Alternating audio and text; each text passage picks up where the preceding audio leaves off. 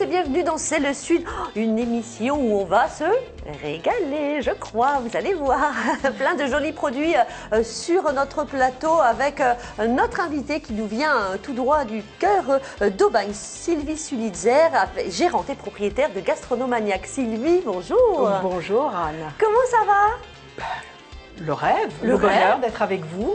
Habillée aux couleurs de notre plateau, Sylvie, Exactement. magnifique. Exactement. Mais comme je suis contente de vous recevoir parce que j'aime beaucoup ce que vous faites et j'aime beaucoup également la personnalité que vous adorable. avez. Merci, Anne. Donc vous allez voir, on va vous la faire découvrir, Sylvie, d'ici quelques instants. Nos chroniqueuses du jour, comment ça va les filles? Ça va, Capucine, ça va? Oui, en forme? merci, ça va très bien. Alors on va se régaler également avec vous? Vous avez trouvé vous une parlez petite... de deux petits coups de cœur. D'accord. D'abord Clément et Olivier, un salon de thé au cœur d'Aubagne. Et ensuite, le restaurant Le Baudinard à quelques minutes du centre. Bon, très bien. Catherine? Ah bah écoutez, moi je suis ravie d'avoir retrouvé Capucine déjà. Je m'en doutais. Et il me tarde de redécouvrir tous ces produits. Vous allez voir. On va s'éclater. On va je crois, s'éclater. Alors, Catherine, vous allez nous parler des produits qu'on pourrait faire après soleil, tout ça? Oui, ça va? voilà. La semaine dernière, on a vu quelques petites astuces et conseils juste logiques et de bon sens qu'on pratiquait autrefois pour rafraîchir une maison ou pour se rafraîchir. Et cette semaine, on va essayer de voir comment faire quand on a chopé un petit coup de chaleur, Et soi-même? un coup de soleil ou une insolation. S'il s'agit d'une insolation, c'est bien évidemment D'aller en consulter. attendant l'arrivée du médecin. Bien sûr. Et puis, alors, vous savez, la semaine dernière, nous n'avons pas eu le temps, mais on repart avec notre mot. Et Notre mot oublié de Notre la mot langue oublié. française. Et cette semaine, c'est Daubé. Dauber. De Daubé et Dauber. Voilà. Alors, Qu'est-ce que c'est qu'un Dauber? bon, on a, Sylvie, on a l'émission pour réfléchir et peut-être avoir une idée. Vous, chez vous également, vous pouvez jouer avec nous. Voilà, mais ça m'étonnerait qu'on le retrouve sur Internet, celui-là. Elle aime pas tout ce qui est texto, tout ça, les mots un peu écorchés. Mais la langue Ah non, française mais- est tellement belle. Tellement Et riche. aujourd'hui, on utilise 12 mots, quoi. Allez, c'est parti. C'est vrai. On va vous découvrir et on va découvrir Gastronomaniac. Alors, Sylvie, depuis combien de temps déjà vous êtes à Aubagne? Alors sur la Alors, ville vous vivez à d'Aubagne. côté d'Aubagne. Oui, hein. je vis à côté d'Aubagne et j'ai ouvert la boutique il y aura 2 ans, au mois de septembre. Ah, déjà? Oui, le temps passe vite. Ça va faire 2 ans. Donc vous êtes arrivé il y a 2 ans dans la région. Pourquoi cette envie d'avoir envie d'ouvrir comme ça une épicerie? Parce que Gastronomaniac, je ne l'ai pas dit, ça me paraissait évident, mais non, c'est une épicerie fine avec vraiment des produits choisis. Oui, tout à fait. En fait, je suis arrivée dans la région dans les années 2010. Oui. Et puis, j'ai fait un petit bout de chemin sur un autre domaine et j'arrive à un âge respectable où il faut préparer sa retraite. Ah, d'accord. Donc, je me suis dit qu'il fallait quand même que je me replonge activement dans une activité et j'ai toujours eu la chance de pouvoir faire des métiers que j'ai toujours aimés, avec des sujets qui m'ont toujours C'est pas passionnée. évident de se relancer quand même dans un commerce, il faut avoir le Oui, le je poids, crois. la poigne, non? Le courage. Le courage, Le ouais. courage. Ouais, c'est ça. Oui. Le courage, mais voilà, la passion est le moteur de beaucoup de choses et c'est vraiment le cas. Les recherches de produits et le Alors, contact. voilà, vous avez toujours aimé, vous êtes une épicurienne, Oui. vous cuisinez. Je pense que c'est difficile de le cacher. Non, mais vous avez toujours aimé ça. Oui, j'ai toujours aimé ça et j'ai toujours aimé surtout les épices. voilà. Des épices de qualité. En fait, ça a été un petit peu mon moteur, mon chemin qui m'a poussé jusqu'à l'épicerie fine. D'accord. C'est cette passion pour les épices, comme avec une cuisine très simple. On peut Twister, magnifier booster. les saveurs et faire d'une assiette de légumes quelque chose d'original et de différent suivant les épices qu'on utilise. On peut faire des choses très simples avec des condiments et des épices de qualité et on peut obtenir donc des plats magiques. Alors, on commence par les épices. Et puis, est-ce qu'il y a beaucoup, là, on voit sur les photos, c'est une épicerie où il y a beaucoup de produits et on va en parler plus précisément. Mais au départ, on commence par quelques produits ou tout de suite, il y a eu cette gamme assez élargie? Mais en fait, c'est un engrenage. Ouais. C'est-à-dire que quand on part sur un sourcing de produits, Après, c'est le coup de cœur, La rencontre. c'est la rencontre. Moi, il y a des produits que je cherche, mais tant que je n'ai pas trouvé l'artisan qui va me proposer quelque chose où je vais faire waouh, C'est ça. voilà. Moi, c'est ça. Elle a dit exactement ça, voilà. C'est Sylvie, elle aime bien que ça fasse waouh. Effectivement, c'est pas. Et on va retrouver d'ailleurs des produits complètement atypiques, mais que vous goûtez, que vous sourcez, comme on appelle ça aujourd'hui. Et avec cette rencontre, ce qui n'est pas évident toujours de rencontrer non plus les on rencontre producteurs. pas forcément physiquement, Oui. mais on a beaucoup d'échanges. Les réseaux sociaux aident énormément aussi, donc on crée une relation. Parce que d'abord on se parle souvent, parce qu'il y a des nouveautés, il y a des choses qui évoluent, qui changent, donc il y a toujours un relationnel. Et puis vous aimez les rencontres, en plus vous vous déplacez aussi sur diverses manifestations, enfin voilà, vous êtes hyper active. Oui, ça j'avoue que je pense que c'est le meilleur moyen de découvrir les personnalités qui se cachent derrière un pot, de savoir comment c'est fait, comment on avance, comment...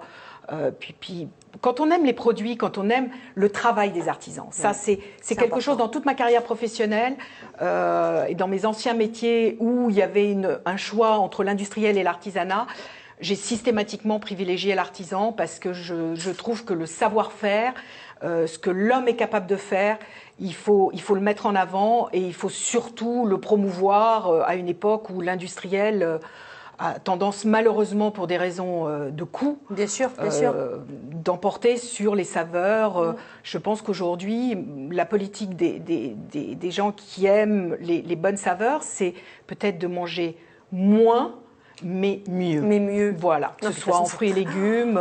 On le répète sans arrêt, il faut manger, il faut bien manger, faire attention à ce qu'on mange. Alors justement, comment on va qualifier de ces produits parce que là, par exemple, on a sur le plateau une purée d'ail noir. Donc l'ail, c'est très utilisé ici en Provence. L'ail noir, on le connaît, mais tout le monde ne l'utilise pas.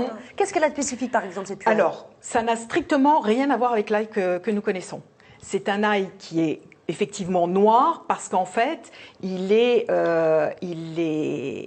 travaillé et il est séché de façon à n'extraire de l'ail que les saveurs un petit peu acidulées. Il n'y a pas cette puissance en bouche. D'accord. Vous pouvez en manger et partir travailler. Ça, c'est quelque chose à laquelle je suis assez vigilante, notamment dans la cuisine que je propose le midi, de ne pas avoir la bouche envahie par des saveurs qui pourraient être désagréables dans un certain contexte. Mais ça n'a strictement rien à voir. C'est un très joli produit qui est travaillé. Là, je vous ai amené une purée d'ail noir. Ce sont donc qui existent sous forme de gousses, de têtes d'ail. Donc, vous pouvez sortir les gousses. Vous pouvez les mettre entières. Nous, on les a beaucoup travaillées dans les ballotines en les mettant entières. Donc, quand vous coupez votre ballotine de volaille, vous avez ces petites pointes d'ail. Ça donne un petit côté acidulé. Là, on est sur l'époque des apéritifs avec du fromage, un fromage frais. Moi, je suis très sensible au mélange. Beaucoup de gens aiment le chèvre frais, le bruschetta, tous ces fromages un peu crémeux où on va donner une intensité, où on va pouvoir compléter les saveurs avec des petits riens, des tartines, des salades. Alors justement, vous le disiez, mais vous proposez effectivement des petites planches le midi dans votre épicerie, ça c'est sympa. Et ce qui est bien que quand vous allez à la boutique, parce que voilà, je connais votre boutique, c'est effectivement, elle vous fait goûter comme ça. Il y a toujours cette possibilité de goûter un produit et forcément, ça donne envie, effectivement. C'est quelque chose à laquelle je tiens parce que d'abord, je ne veux pas qu'une personne parte déçue. Donc, puis je trouve que ça fait partie de la convivialité. Je pense que la gastronomie, c'est un phénomène de partage. Voilà. Je pense qu'il n'y a pas que le côté commercial, il y a le côté humain, et l'humain passe effectivement par le partage. Et pourquoi de mieux que le partage? Je ne peux pas faire goûter toute la boutique, bien évidemment. Mais bon, sur des produits qui sont un peu atypiques, qui sont... Mais là, vous voyez, j'ai un petit des confettis de chorizo. Voilà, j'ai jamais... pourtant, voilà, je connais un petit peu la gastronomie. Confettis de chorizo, je connais pas. C'est assez rigolo. J'ai goûté. C'est très sympa. Alors là, il y a le gaulois, le fondant gaulois. Je crois que je vais le manger entièrement. Non, c'est juste exceptionnel. Et ça, c'est le produit que vous m'avez. Si vous pouviez nous en laisser un peu. Peut-être. Des terrines diverses et variées. Enfin, voilà. Voilà, c'est ce qui est bien et c'est ce que j'aime. Voilà, c'est des choix, des confitures aussi avec souvent des artisans que nous, on ne connaît pas. Oui. Et vous nous les faites découvrir. Oui, et ça, c'est c'est chouette. génial. Oui, ça c'est. Alors C'est là, top, je hein. vous ai apporté juste. C'était un petit clin d'œil à la région. Je parle souvent quand j'ai l'occasion de Catherine Manoël, qui est maître artisan confiturier, qui travaille réellement à l'ancienne. Qui fait sa pectine elle-même. Ah oui, quand même. Ah oui, oui, oui. Et puis elle a une exigence au degré de maturité de ses fruits. Elle travaille avec des artisans, avec des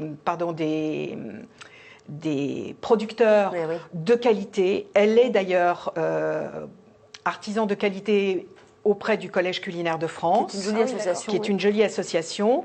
Et je suis vraiment fan de son travail parce qu'elle travaille vraiment à la royale, à l'ancienne, avec une confiture, une cuisson de confiture en 2 temps. Donc c'est vraiment, c'est une façon traditionnelle. Et là, je vous ai apporté une confiture un peu originale, pommes, pastis, miel et amandes. Pommes, pastis, miel et amandes. Oui. Alors, vous allez me dire, c'est pas forcément une confiture de petit déjeuner, mais je crois qu'il faut désacraliser et sortir aussi la confiture de son contexte petit déjeuner. C'est vrai. Parce que ça, pour les amateurs de boudin, c'est extraordinaire. Ah oui, la pomme avec le Extraordinaire. boudin. Le mélange, On arrête parce que là, on a envie de tout manger. On a faim. ou avec un fromage, ça, c'est toujours, génial, toujours, ça, hein, toujours. Juste 2 mots vachement pour bon. terminer. Vous avez, vous avez eu la médaille, on vous a remis le trophée du courage, remis par la Confédération des petites et moyennes entreprises. C'était il y a quelques semaines, c'était le 24 avril. Donc voilà, je suis ravie parce que voilà, c'est gentil. mérité. Et puis Sylvie, ce qu'on aime, c'est que vous parlez avec votre cœur, hein, et ça se ressent. Merci. Voilà. Donc Merci, voilà. vraiment, Donc vous avez compris, vraiment. si vous êtes du côté d'Aubagne, direction Gastronomaniac pour rencontrer Sylvie. Voilà, vous lui direz, on s'est vu danser le Sud. Merci Anne, merci beaucoup. Je vous propose d'aller direction Oriol, où nous allons découvrir la coopérative des vignerons du Garlaban qui s'est fait une peau neuve.